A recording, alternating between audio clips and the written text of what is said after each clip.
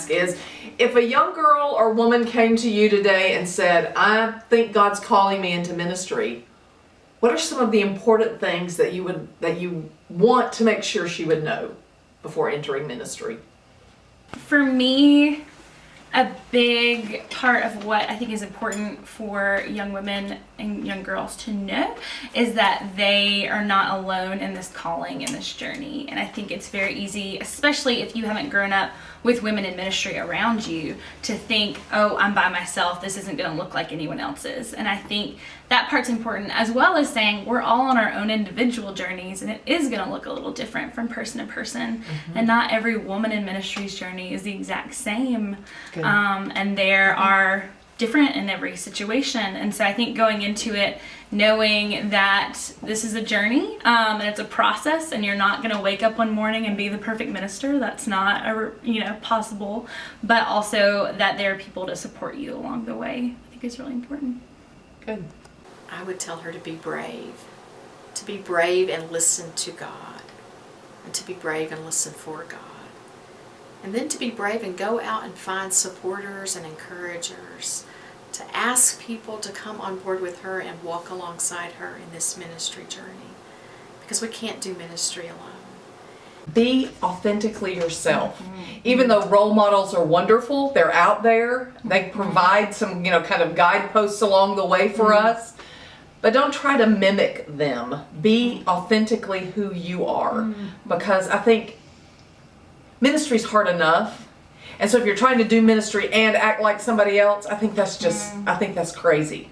It creates horrible dynamics. So be authentically who you are. And another reason that I say that is because, when you go to different ministry contexts, whether it's church or hospitals or campus ministry or whatever, people already have preconceived ideas about how women ought to be and act anyway, and it can be really easy to get sucked into those expectations because you want to do well, you want to make people happy, you want to please people, you do, and you want to keep a job and all of that, but you're going to be miserable if you're not authentically yourself. And I think that's one thing I would say to girls coming along. The majority of my life, one of the things that I have, when you're talking, Dr. Massey, about just being authentically who you are, and I have always been this very emotional person, especially when it comes to people who are disenfranchised and who are just marginalized. Like, my heart always breaks for them. And whenever I see somebody succeed out of anything like that, any kind of, whether it's just the least of these, whenever I see that, it always just brings tears to my eyes. And I've had people say to me over the years, you're too emotional, like you can't stand on, women shouldn't stand on a stage and cry, it proves you're weak and all these kinds of things. And the thing I've thought so many times is, but it shows my passion. Like, I love people, and so if I'm in the middle of a sermon and emotion comes out or sadness comes out, like, or whatever, it's just my heart for those people, And I remember sitting in Dr. Gushie's class a couple of years ago, and he was talking about, the fact that emotion rises up on the inside of us because we do have a heart for people, because we love them, and that's our calling in the world. And I remember thinking, yes, like, that's it. Like, that's why I'm like that. Like, that's not something that is detrimental to my ministry. That isn't something that makes me less than as a minister, or, oh, I'm that, weak woman pastor. Like, I believe that heart on the inside of me is the reason that I love youth the way that I do, that I love my friends and the people in our church the way that we do. And so I think that if I could say to any woman coming up wanting to be a pastor, I mean, that would be it. Like, so if you are somebody who tends to be emotional, that's okay. Like, that's just the passion rising up on the inside of you. And so just be who you are, because it really means you found the thing that God's called you to do. I have a few women right now in our congregation that is obvious to me that they have a calling to ministry. The best way I could support them is through prayer, to make sure that they're hearing clearly from God, that they know that it's God the one that's leading them, and help them develop confidence that even though they are not ready, even though that they don't feel equipped, God is going to take care of equipping them along the way. I also make sure that they know the good, the bad, and the ugly of the ministry, that they know exactly what it is that they're getting themselves into. And make sure that they know that they have to be ready to deny themselves and carry the cross. If it were my daughter saying, Mama, I think I've been called, what would I tell her?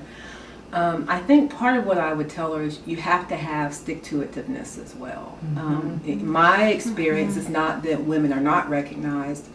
It's just that there's a glass ceiling for women. You can do this kind of ministry work and you can have that kind of calling, but those are kind of reserved for the male side of the house. And so I think along with flexibility, talking about flexibility, you just have to be determined.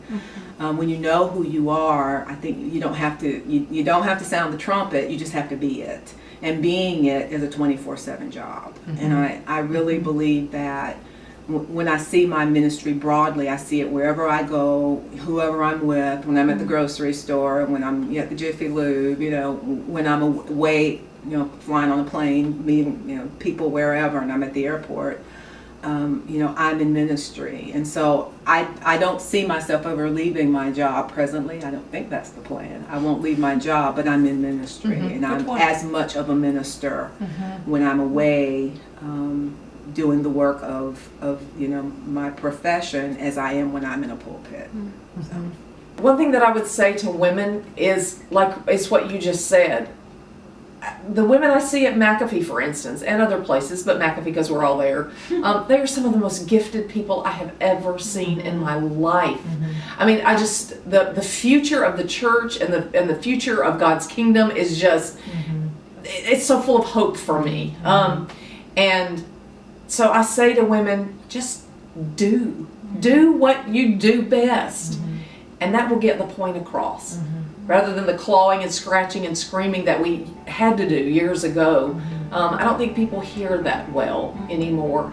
And that's part of why I say be yourself, be who you are, show your gifts and do them well, and then people will get the message, and people will see you as a minister.